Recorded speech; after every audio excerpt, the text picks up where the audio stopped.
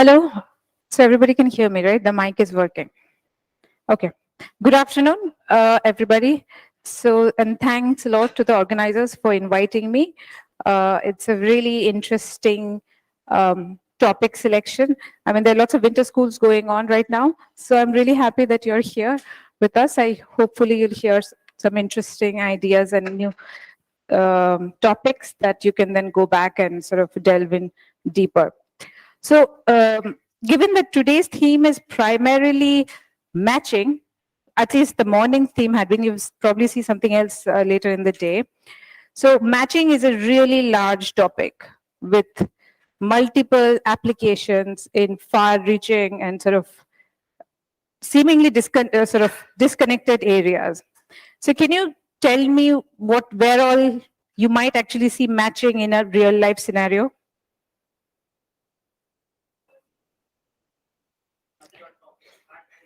Very good. That's actually true. The matching, when matching people to people, right? That's literally a matching. Marriage is a matching of some sorts. Correct. You said jobs, right? So matching potential employees to employers, right? That's also a matching. Now, how are these matchings different or the same to the kind of matchings you've seen in the morning?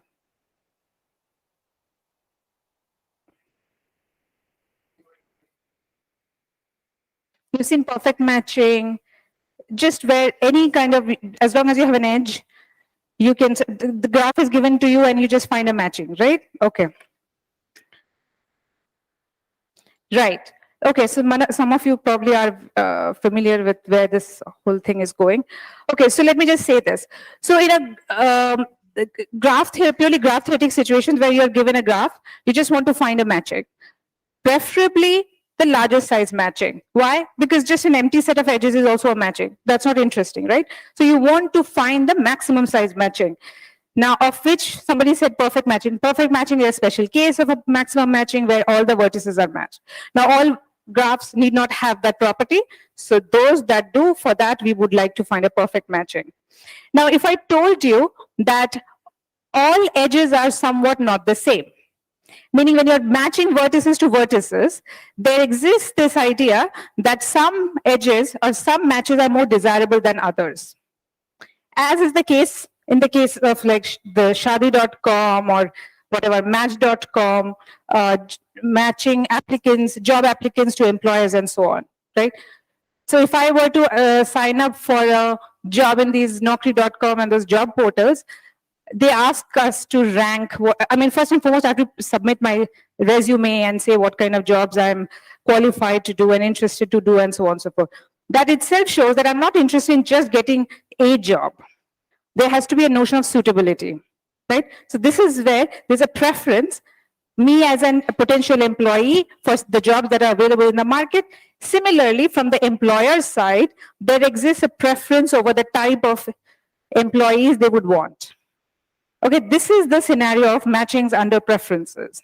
When the vertices, in graph theoretic terms, when the vertices actually have preferences over their neighbors. Okay? All right.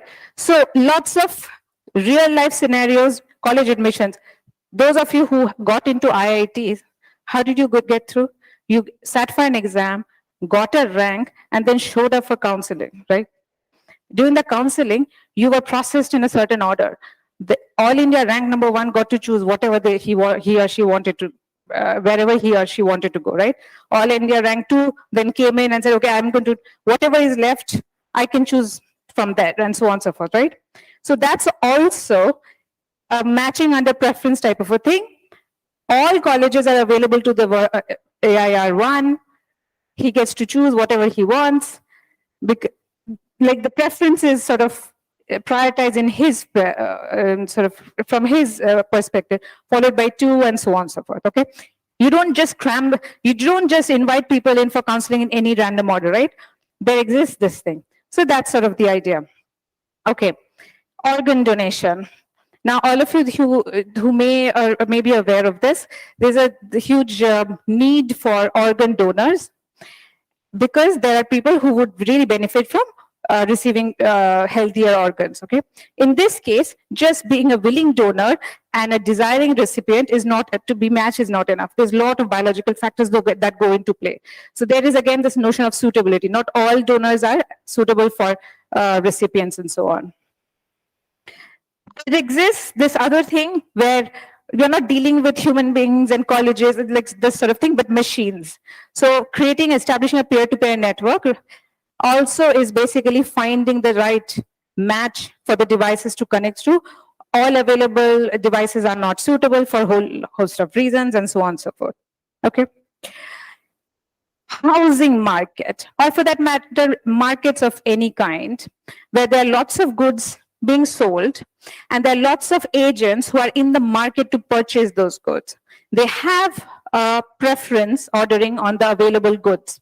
The goods as such need not have a preference over the agents. The people who are selling the goods, they want a, let's say, market clearing price. Right? They want a price that they think is suitable for their property. Okay, so as such, they don't have a preference for these agents. But in some cases, one might say that the goods, it's not like just selling a house and an object. The person who's selling that object might have some preference and so on and so forth. But this is a case where you think that at least one side, the people who are buying things have a preference over the things that are being sold and not the other way around as well. Okay, so what is this? All these applications are basically some kind of resource allocation. Resources are, let's say, engineering seats, highly desired, organ donors, housing market buyers, people who have property to sell, and in the sort of establishing a peer-to-peer network, you can think of all the devices that are in their vicinity.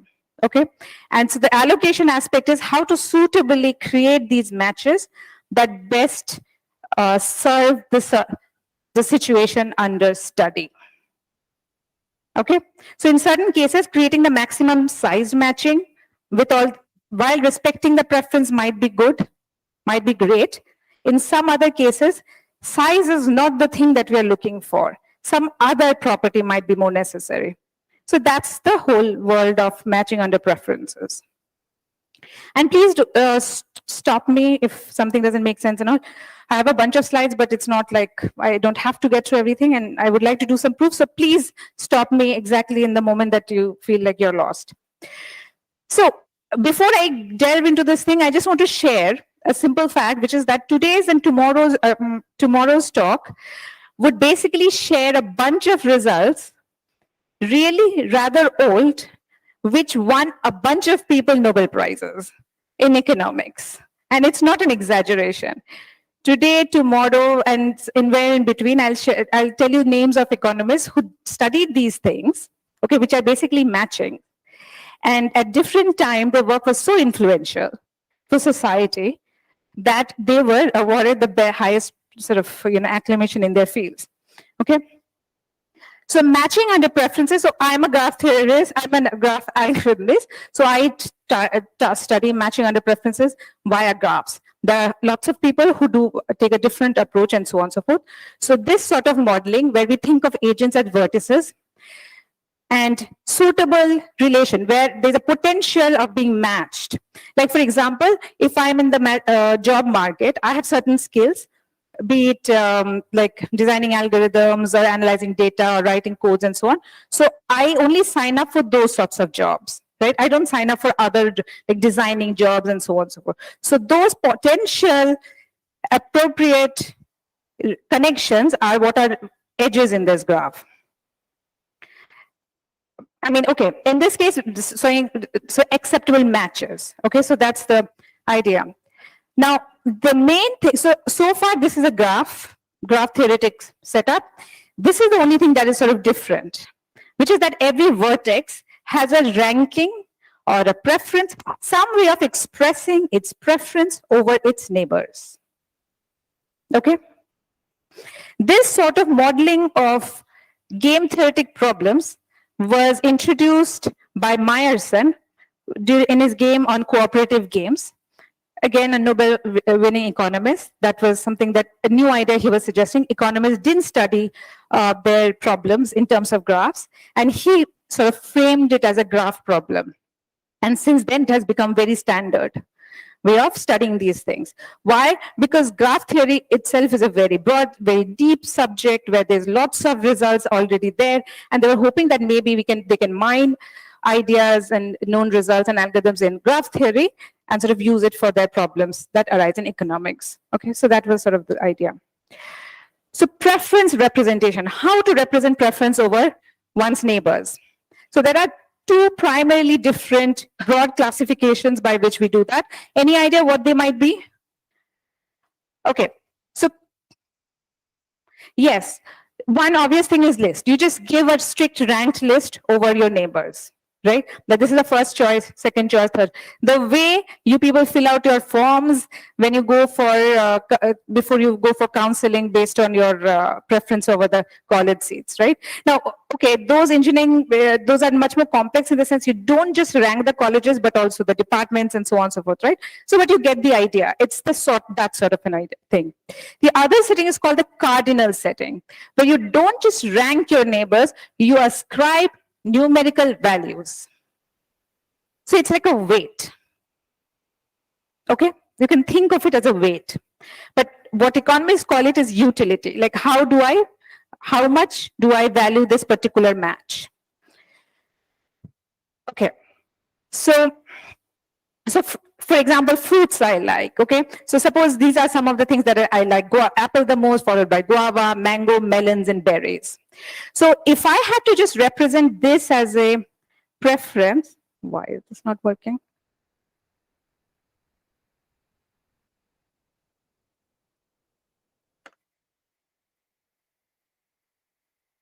I don't know, suddenly my pencil stopped working.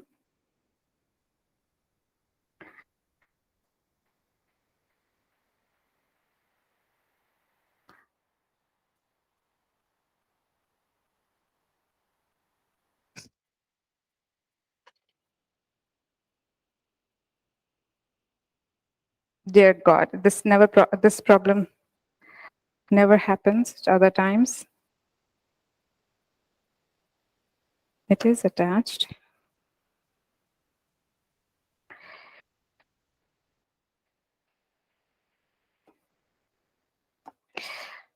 Okay. I don't know what's happening. Okay, so suppose my preference representation is that I like apple the most, followed by guava, mango, melons, and berries, right? It does not actually say how much more I like apple more than guava or guava more than mango. It just says I like apple more than guava, guava more than mango, right? So if I gave numerical values, then precisely I would be seeing how much I like one over the other. You see, so it's a lot more, it gives you a lot more control. In some situation, that much more, it's like rating a movie, right? We don't just compare all the movies that we have seen. That would be kind of crazy. Like if I had to say how much I like a movie, it shouldn't be like I have to give a rank list. Instead, you give a star or something, right? So that's sort of a thing. Now, and one obvious way of converting, so ordinal preference and cardinal preference, they are sort of interchangeable. If you have an ordinal preference, you can easily convert it to cardinal preference by basically saying, okay, this is a list of 5 things. I'm just going to give apple 5, followed by guava 4, and so on and so forth. Or I can do something more, I can space them out and all. Once I have numerical values, I can organize them in ascending order, descending order, and interpret that as a preference list also. So these are some obvious ways of going from one world to the other. And now I'm going to need some. So for today's talk, we will be focusing on preferences when preferences exist on only one side. Okay. So the canonical sort of the setup of this is that housing market. The idea is house owners, people who are looking to buy a house, they have a sort of a preference over the houses that are in the market. But the houses don't have a preference over the other side, right? So that's sort of a thing. So in this sort of a world, there are these canonical problem names. So for the two-sided case that we'll talk about tomorrow, it's the famously known that stable marriage problem and so on. So for the for the perspective of the, so that for the purpose of this talk, we'll be just focusing on this house allocation problem. So this instance consists of a set of applicants, okay, and on one side and houses on the other side. So can you tell me in this, but I have already told you what the setup is. What kind of graph are we dealing with here? Right, and why is that?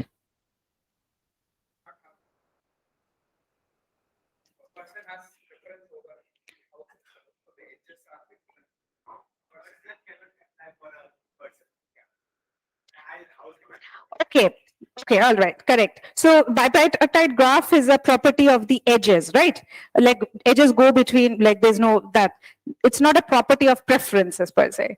So the thing is, houses and agents have very clearly distinct roles. Like houses and agents, like houses don't become agents and agents don't become houses. So therefore, it's clearly a bipartite type setup. Therefore, the edges only go between the houses and agents and not between houses and so on. Yeah, so I understand, you guys get it. So, okay, can you give an example where the market need not necessarily be a bipartite graph? And keep it in mind, okay, we'll talk about it tomorrow. Like a setup in which the agents don't form, like a marriage case. Traditional marriage is like man on one side, women on other side, and so that's also a bipartite graph. College admission is also a bipartite graph-like setup, right?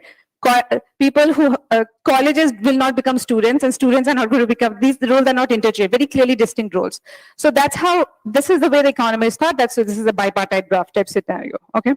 So do try to think about a situation where you're matching, but the graph, underlying graph is not a bipartite graph, and we'll talk about it tomorrow. So the edges are acceptable applicant house pairs. So now every agent, A1 need not like all the houses in the market, just like, no matter what it is. So this is not necessarily a complete bipartite graph, okay? So the neighbors of the agents, of the applicants, are the acceptable set of houses. So for AI, the set of houses to which it has an edge are the acceptable houses. Similarly, for every house, the acceptable set of applicants are those who do want to purchase this house, okay? So this is like a neighborhood relation. Neighborhood relations are symmetric. What does that mean?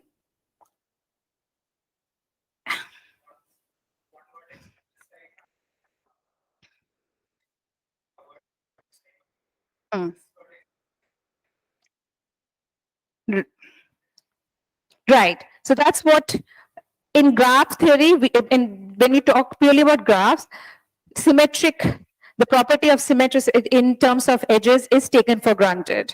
But here, when we are framing the question, first we have the housing market and then we have a graph associated to it.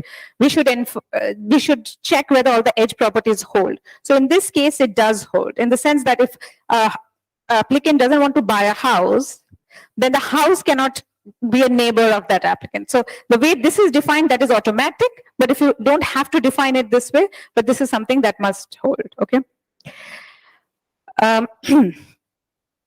Yes, and now comes the issue of preference ranking. So each agent ranks the houses that is in its applicable set.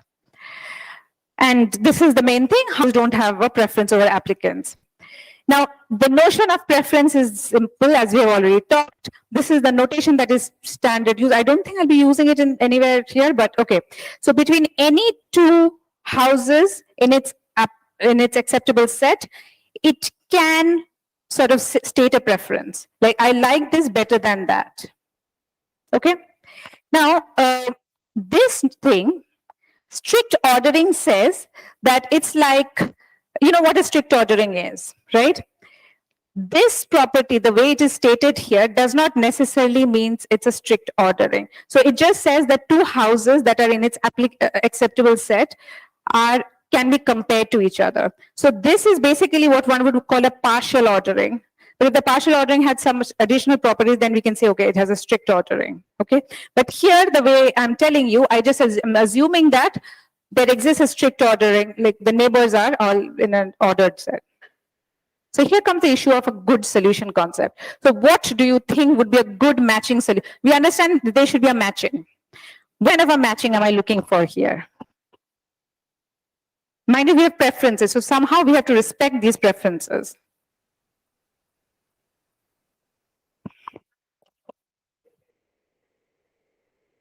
Maximize the number of preferences that are matched.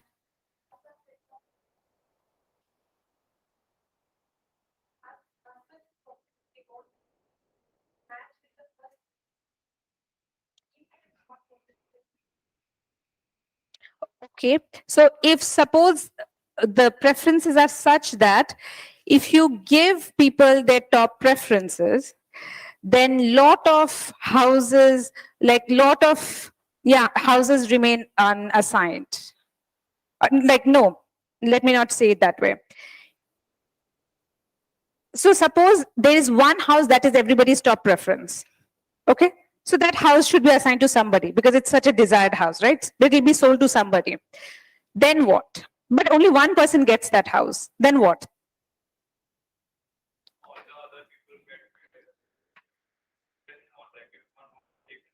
Which person gets their second preference?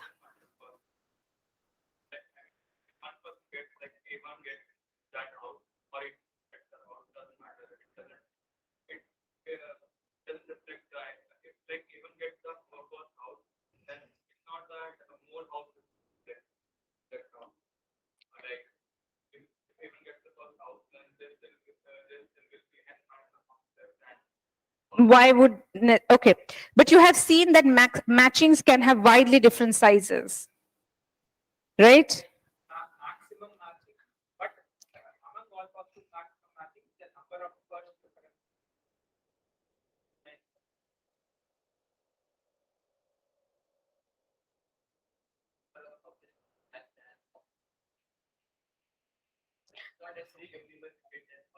Hmm. Okay, so each of these are really good, valid solution concepts, and they all have distinct names because neither one seems to subsume the other. Okay, so what you are saying is to minimize wastage. That among the largest, you want to find the largest matching that will assign all the houses, right? There are no just houses left in this thing. Okay, now the just pure maximum matching in the graph need not satisfy that property though.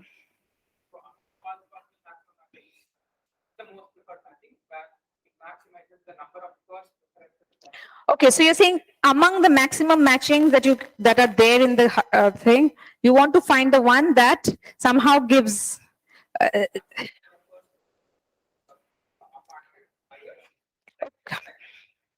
Okay, yes, because see, the size of the maximum matching is a fixed, it's a fact of that instance, right? So because it's a matching, once I know that size, every maximum matching I create, it will match the exact same number of houses only, right? So that way we are not making any difference materially by going from one. But if we see how many more people are happiest, then maybe we can create a different way. Yes. So okay. So any other suggestion from this side? Sorry. We don't have an agent and a house. They like each other better than the people that we match with. But the houses don't have a preference. But you're right. There can be a group of agents who notice that, oh, I like your house more than I like the house that has been given, and you just happen to like the house that I like. So then we can swap. We don't want that.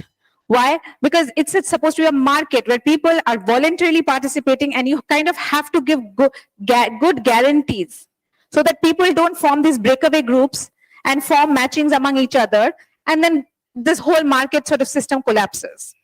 So this is why we care about good solutions, to sustain the whole thing, right? So this is one other thing. So all these things, core stability is the one that we just talked about. It's like some places it will be called just stability, but it's this idea that people won't be able to swap among each other and get better assignments. There's a notion of Pareto optimality. I'll talk about this briefly. Yes, you were saying something?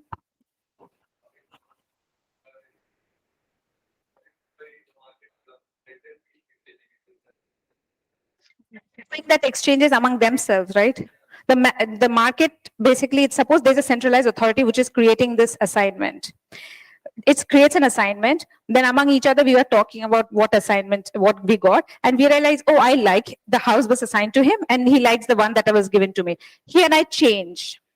And if this becomes a fact, like it becomes known in the market that this matching oftentimes creates these sorts of situations where people can make their adjustments among, find better uh, solutions among themselves, then why would I show up next time? Or why would, like, you know, it's a bad reputational thing.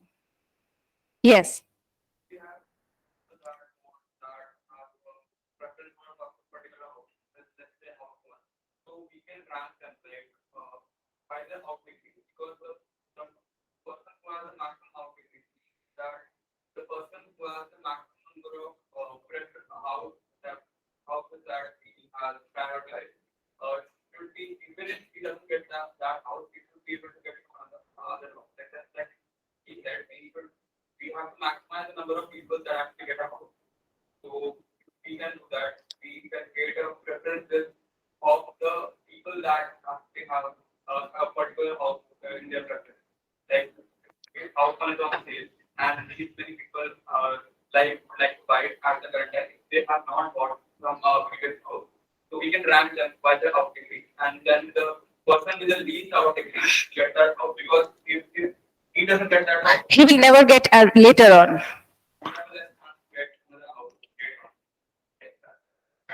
Okay, okay, yes, that would basically try to create a larger sort of matching allocation and so on and so forth. Even if that might give rise to this sorts of situations like we were discussing, this block, a coalition of people who realize that, okay, I understand for the benefit of the market, you want to assign houses, but okay, this is where the game theory, just 1 minute, okay, comes in. These problems deal with rational agents. That is a short form for saying everybody wants to maximize their benefit. The rules of the game or the algorithms must be such that it ensures that sort of a thing happens, that you want to collectively make everybody happy while also not giving anybody a chance to deviate. Okay, so this is one thing. Like if I were to participate in that, I say, okay, I understand that they try to create the maximum larger size allocation, but still I'm very unhappy with my assignment. Somebody else also realizes the same, and we realize we can switch and swap among each other. You want to prevent that. Yes.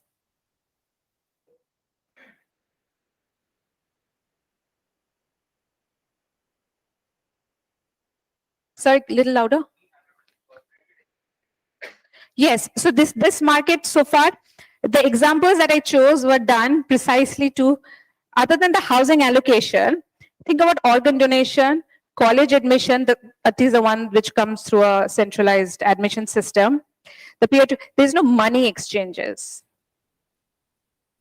I mean, in the organ donation market, it has to be altruistic, like money exchanges is like forbidden by law. Okay, so there are problems where money is also incorporated in this. The problem that we are talking about today and tomorrow, there will be no money exchanges.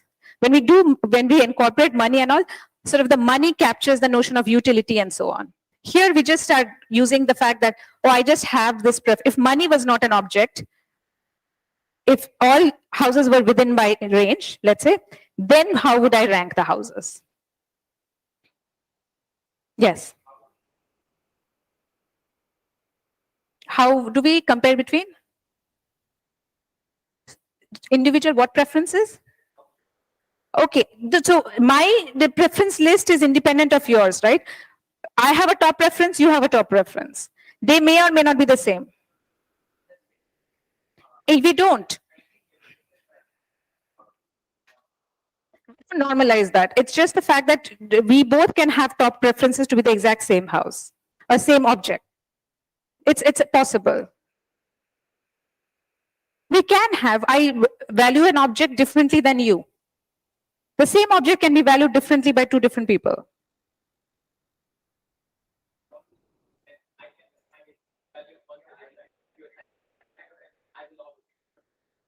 Sorry, who is I here?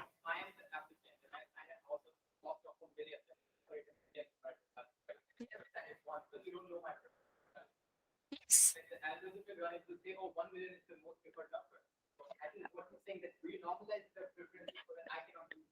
So the setup that we are talking about here is that people submit their preferences to a centralized agency which creates the outcome. your preferences are not known to me. There are results, whole host of results, which precisely deals with this sorts of questions, where how do people submit their assignments? Is there a way to fudge how do people submit their preferences? Is there a way to fudge your preference that I'm lying, yet I'm getting a better outcome than I would with true things? That's a whole other topic in game theory that I can't really get into. Okay, so here the whole thing is that you submit your preferences without actually knowing what others are doing, and an outcome will be created for you. And then we are talking about the what are the properties of that outcome? Are they a good solution or not? Okay.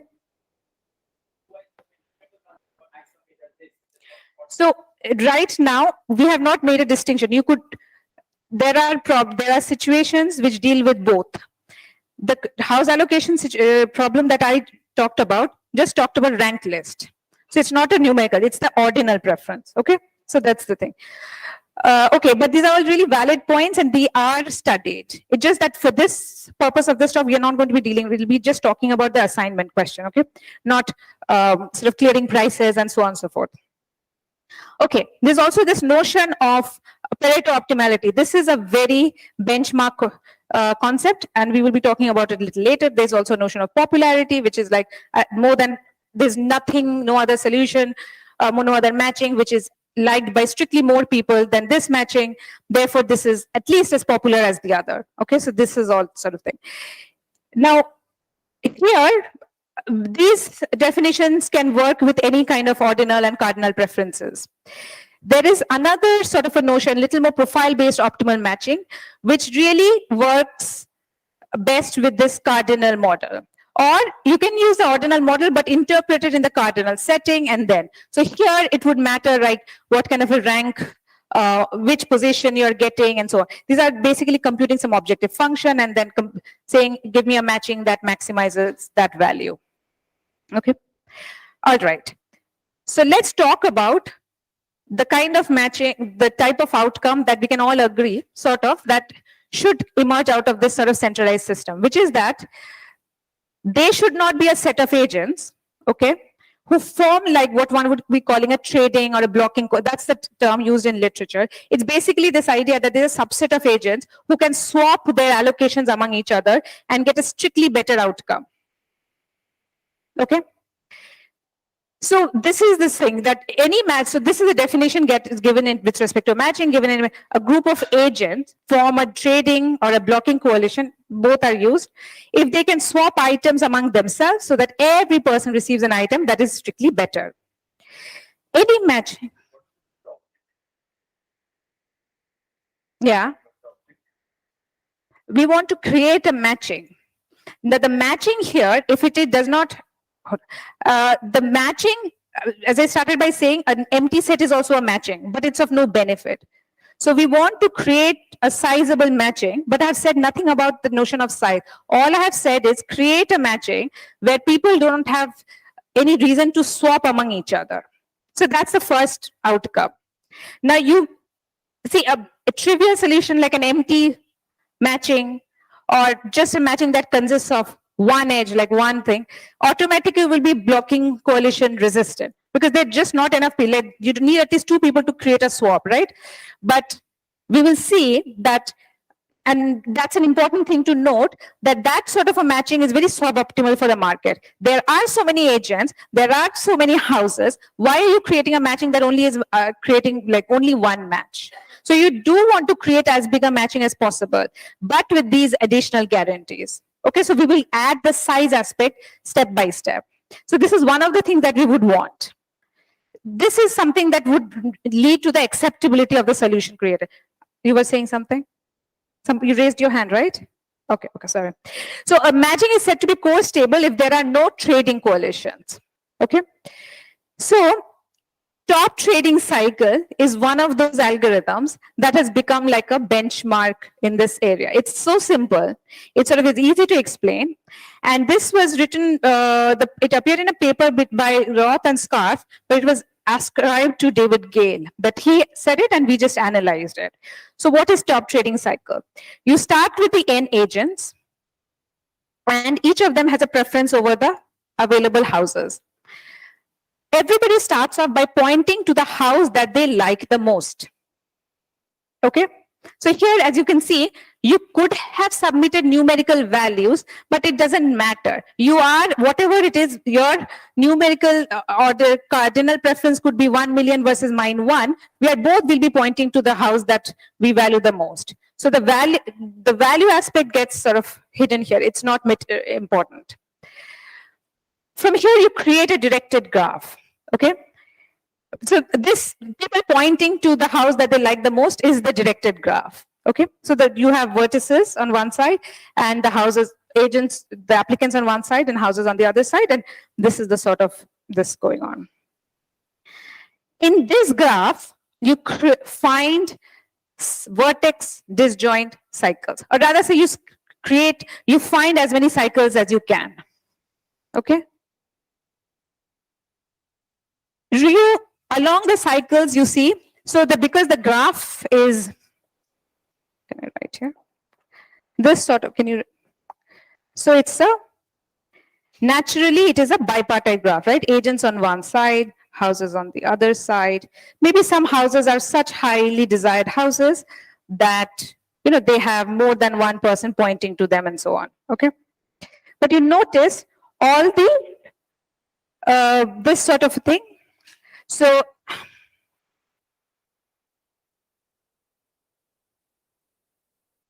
let's say H1, so on, okay?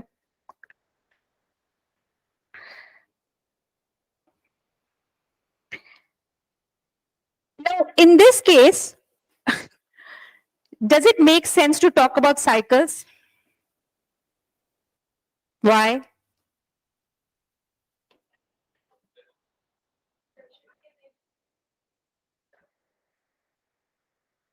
Okay, so that's why I thought somebody would point out. So here we cannot have cycles in part, really, because all the agents are sort of the edge direct. So we cannot have a directed cycle. Can we have if I ignore the edge directions, can we have a directed, can we have cycles, meaning an undirected cycle?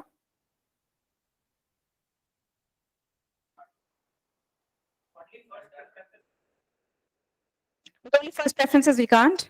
Why?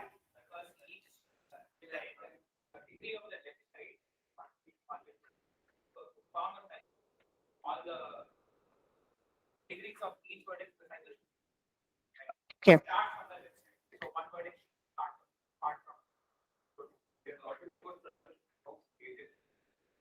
Correct. No. Okay. No. What they're saying is the way I have phrased it. That. So okay. All right.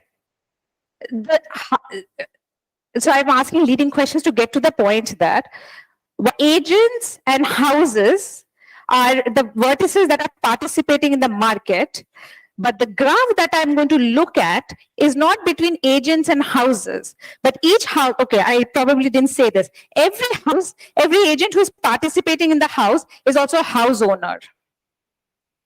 So every house is by de facto representing an agent.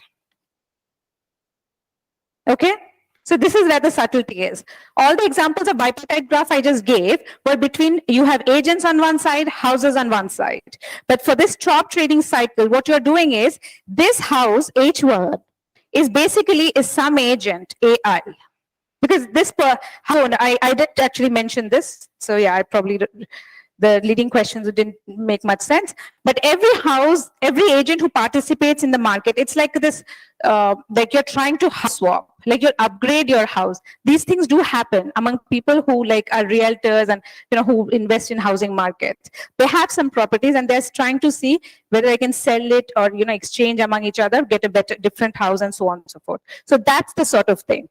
So while you are the agent, you are having a edge from A1 to H1, who you are actually pointing to is another agent.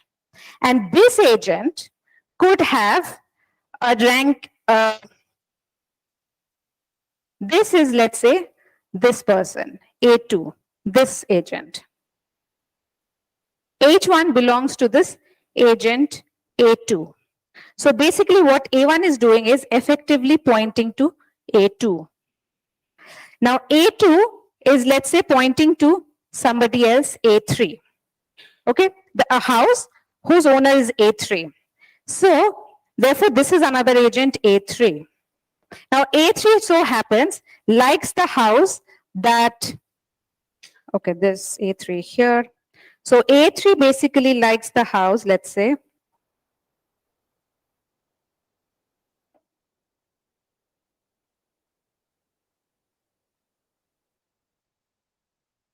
which is basically A1's. So what did we have here? This sort of a cycle. So here H1, A2, X3, A1. First one matching which does not follow it. It's not a matching yet. All I've talked about is preferences. So why is H1? What does X1 arrow is? So H1, this is basically H1 is owned by A2. Yes, so the instance consists of that you have agents, each one has a house in the market. And they're trying to swap this to get a better outcome. So this is why, while they are pointing to H1, A1 is pointing to H1. What it is actually doing is pointing to the owner of H1, which is A2. A2 is pointing to, let's say, the house H2, which is owned by agent A3. And A3 is basically pointing to a house owned by A1. And therefore you have, so even if the edges are of this kind, these blue edges, they're pointing to their preferred house, we can decode it as a graph among the agent. This one. So each house, so that is how the given house. Yes, yes, yes. That information is not, yes.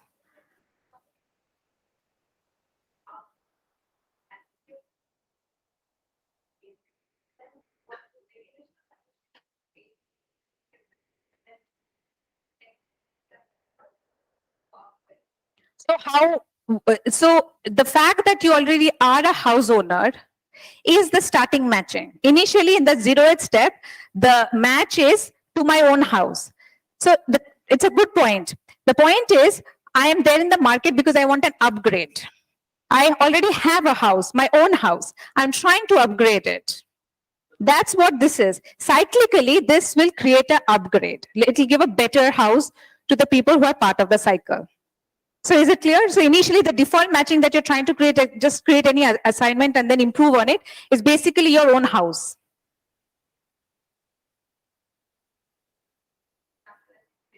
Yeah.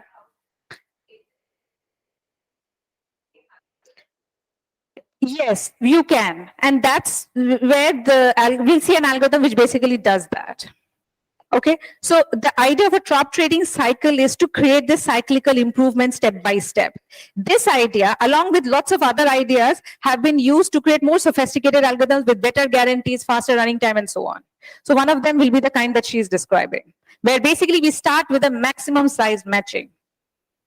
Okay, why start with a default bogus match? See, here a maximum size matching is automatically n, because we are saying everybody owns a house. So you have n houses and n agent. So that's a given thing. But if that's not straightforward, maybe it's not a case in every market. Maybe I'm just there to look, buy a new house, right? So that's sort of it. So very good, very good point. Yes.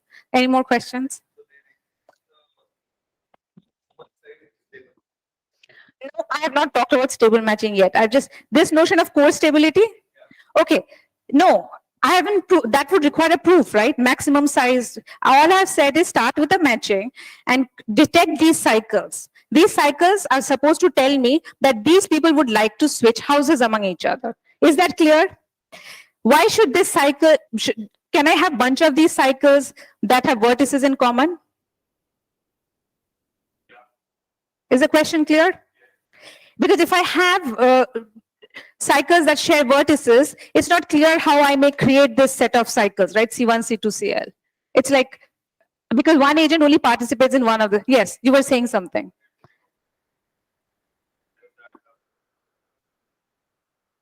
Why? Because that one agent is part of a cycle, and because an agent can have more than one directed edge, basically. Can an agent have more than one directed edge? They're only pointing to one house that they like the best. They have a preference in one, so we are looking at My directed graph is defined only with respect to your top preference. This is why all cycles will be vertex disjoint. but if someone prefer their house, Then why are you in the market? Among all the things, this is a good thing. This is important to note. If you're there in the market, it means there are at least some houses you like more than your own house. Not all houses per se. And then that's the preferences you are working with. Only the houses that are at least as good as the one that you have currently. Okay?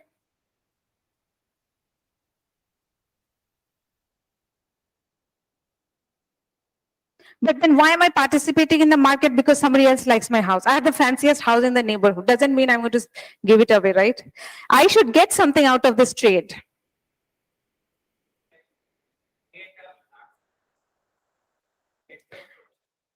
Okay. So far, I have not said anything about maximum matching. The properties here require that I start with everybody's this thing. I will use it in a way later on that I can start with another matching and still try to create improvement cycles. Okay, so just hold on for a minute. So I'm trying to explain this in details because I'll use this as a black box a little later. Yes. This is part of the input, no? Everybody has their own. The person who's running the algorithm or the machine or the mechanism that is running the algorithm, they know this information. That's part of the input. Okay. All right. So now once I've detected a cycle like that, I basically do the switch. I assign the house, because it's a cycle, it means a switch is possible. Along those edges of the cycle, I assign to everyone, I assign the house he's pointing to the owner of the house that he was pointing to, I assign the house that he was pointing to, and so on and so forth. Okay. And then I remove these agents from the market and I recurse. So tell me quickly, what do you think? Will this algorithm ever terminate? Okay, I'm really sorry. It's just normal to just look in the left part of it. I don't mean to ignore you all. So is it clear that this algorithm will actually has a hope of ending? Why?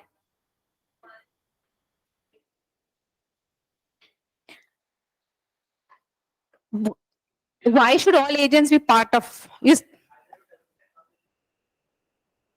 Either we terminate or we lose some agents.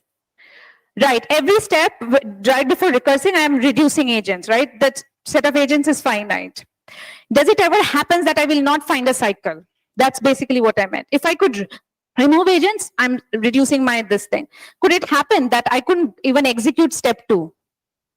So I'm basically halted, halted not in that sense. It's like I don't know what to do next because I couldn't execute step 2.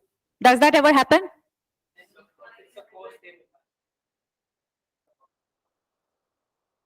There's a house that no one wants. Yes. Why?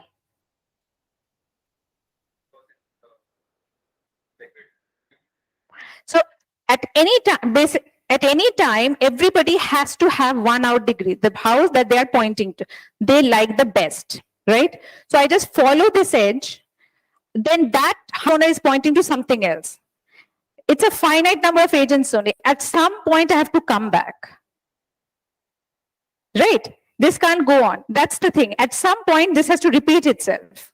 So that would tell me I can start from this, and when I repeat, I basically come back to a smaller cycle. So that's the point. The proof is I will always find a cycle. Else, it cannot. For example, can it ever be this case that I have a path basically? Yes, that person, basically then what are we saying? That somebody doesn't have an out degree, not allowed. You have to tell what's your topper. So that's why you will always have a cycle. Yes, you can have a self loop here. You might have the situation, thank you for pointing out, that all the houses currently in the market are all less than what I like. So then you have a self loop towards yourself, meaning I like my house the best. In that case, that itself would be a cycle. You basically remove this agent from this thing that, okay, this is the best. You can't get a better allocation. You can't get a better house. Yes.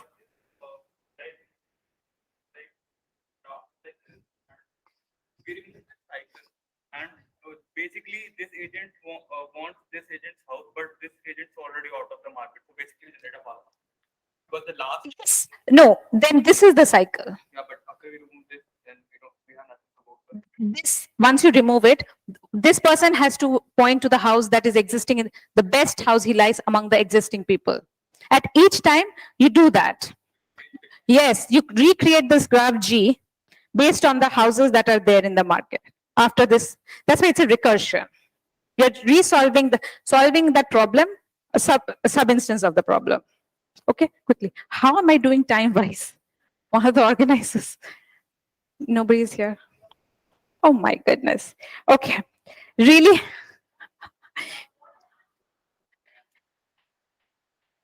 You could want the same house, but that house owner would be pointing to somebody, maybe two of us or somebody else, whose house he or she likes the most. So those two people that are pointing to the same house, right? They, unless this person points back to one of them, or somehow it depends.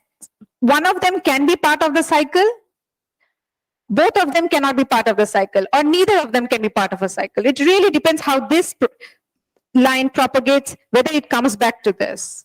Both of them cannot simultaneously be part of a cycle in this step, because this thing. Okay, all right, good. Okay, these are all nice clarifying questions. So the lemma, the first thing to note here would be that this thing, as you all said, it terminates. It actually creates a stable allocation. Literally, because each time, right, I'm almost detecting this coalition that would prevent it from being core stable. And when I remove these people from the market, at what stage it's like, oh, among the houses left, you are getting the best. So you can't form a blocking coalition with this in lesser houses that you don't like. You may have liked a house before, which was appeared in an earlier thing, but that house was assigned among people who liked it more than you. So the coalition, this stable coalition property, this trading, the blocking coalition property is what? That we have to be able to switch among each other so that everybody improves. I just wanting something different, unless that can ensure that that person from whom I'm taking can also get a strictly, I can't switch. Okay, so this one requires a bit of a proof, but okay, I don't have time, so I'm just going to just flash some slides. This, can you see why this is this time complexity? Cycle detection, how fast can we do? Quick, quick, quick. Yes, BFS, DFS, they detect cycles. So V plus E, okay? That at least is needed, right, at every step, okay? No vertex, once it has been part of a cycle, literally the cycle tells me remove it.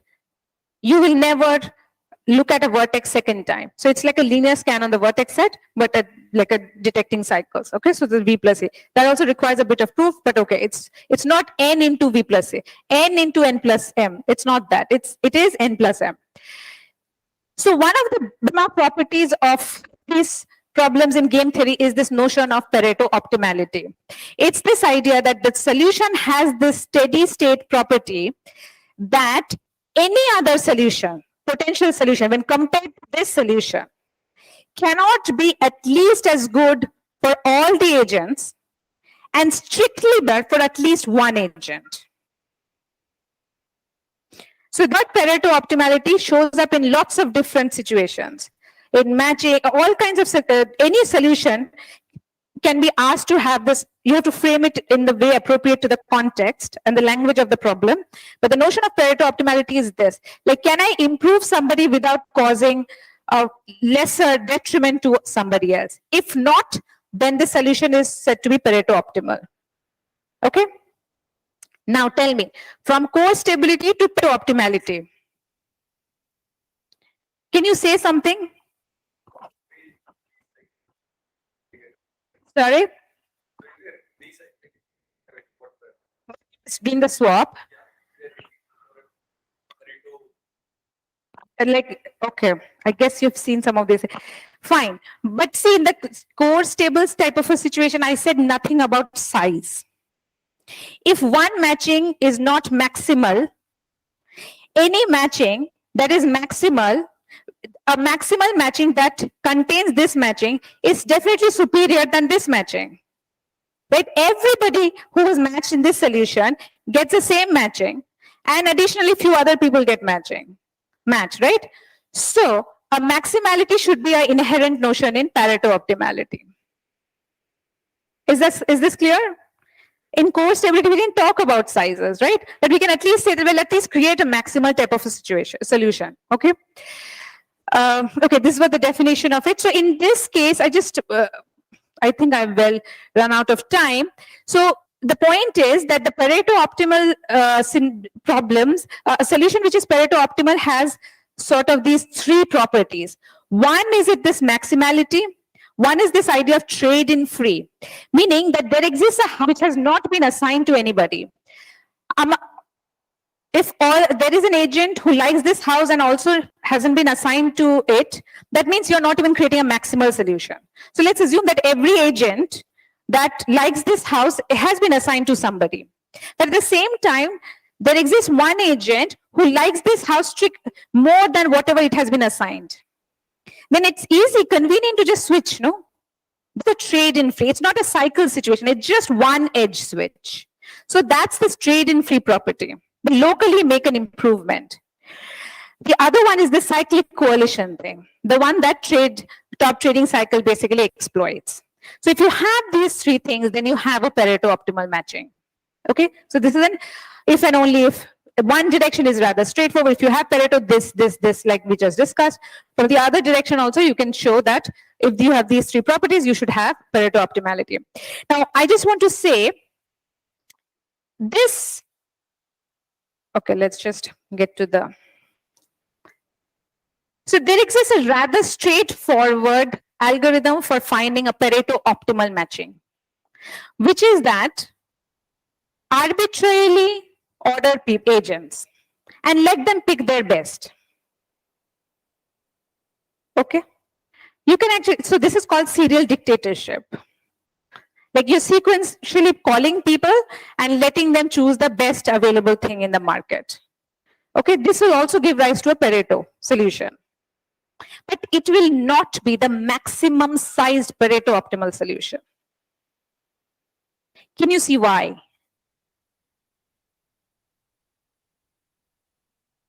It need not be, I should say. Okay. Can you see why? Literally, that ordering of the people actually matters. The order in which you call people, somebody had said something that there exists a house that has very few takers. If I don't assign this to this person now, this house will go unassigned. Or maybe you said it in a different sort of a thing. So the order in which you call in the people really does have an effect on the size of the matching. Any order in which you process people, you'll create a Pareto optimal. But one might be significantly bigger than the other. Okay? How big can you tell? It's a maximal matching, right? So it can't be more than 2 times the bigger. Because among all the matching, you can at most hit upon a maximum matching. But both are maximal Pareto matching, right? So at most twice. But still, twice is a significant thing, right? Okay. So now there exists an algorithm, and I just want to state the importance of it, which says that the maximum Pareto optimal matching can be found in square root V times E time. The Pareto optimal, the serial dictatorship, works in order m time, meaning the number of edges time. This will give you maximum Pareto optimum solution, but taking more time, meaning square root of V is the overhead, the extra thing.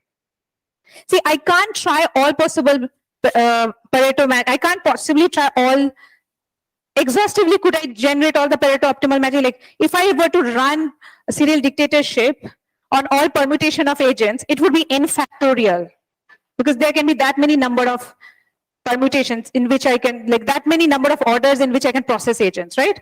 So that would be n factorial into E. But this is square root of n into e. And this works with this sort of a thing. First step, don't do what TTC does, basically. Start with the maximum size matching.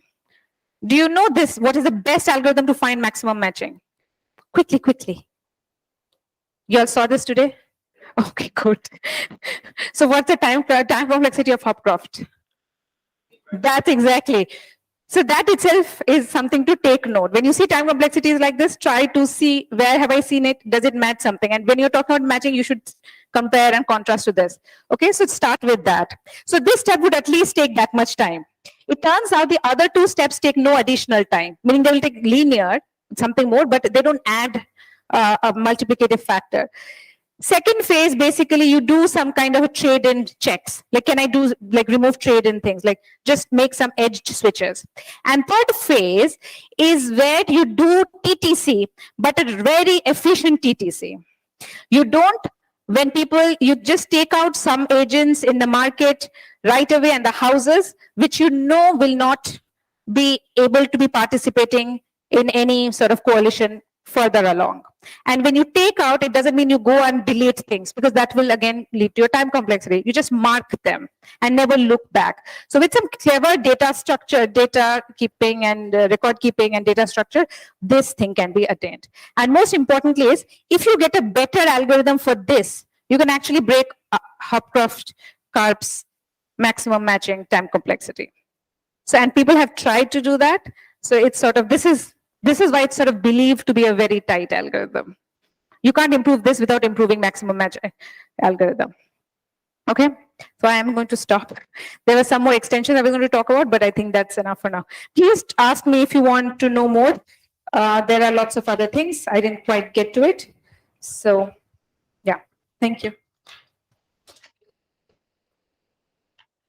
Lower bound. Lower bound, okay, you tell me. How bad can the situation be?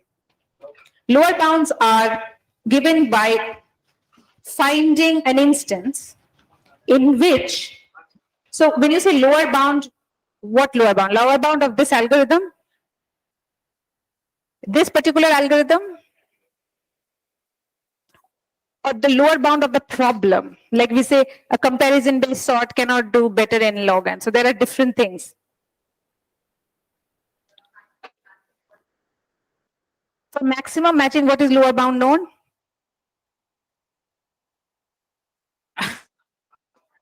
Yes. So that's a, how do I say? It's not. So what would it mean to say what's a lower bound of maximum matching? So you would have to give an input instance where any algorithm would take at least this much time. So an obvious thing is order m. I have to at least look at all the edges, right?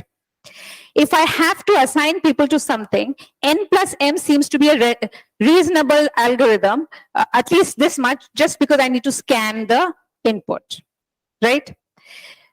So, but to say that, oh, just scanning an input need not give me a matching, but it does give me a matching. A maximal matching can be created by literally picking edges, removing what edges that are, you see? So no, but a maximal matching by luck or crook, you can become a maximum matching. So I'm saying that m, the linear thing, is a good, is a sort of a lower bound. Like you could find a maximum matching in just by while doing maximal matching, and that itself would take m plus n time. I didn't say not improved, but Hopcroft.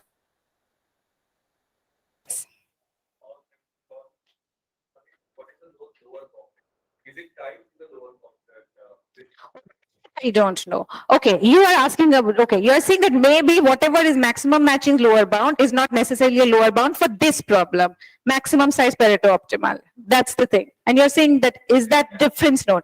That I can't think of off the top of my head, but that's a good question. Okay, but this bound is sort of tied to the really, really nice question actually. Sorry, Pallavi. I took away people's coffee time, tea time, everything. But okay, thank you. I'll be around for the entire duration of this thing. So please ask me any questions, okay? And I'll see you, I think, a little later again for something else.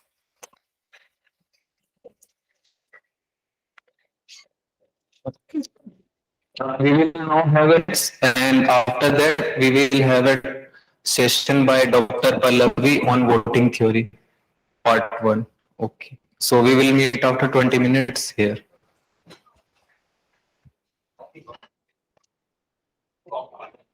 So this 20 minutes will be coffee break, so you can enjoy your coffee and stuff.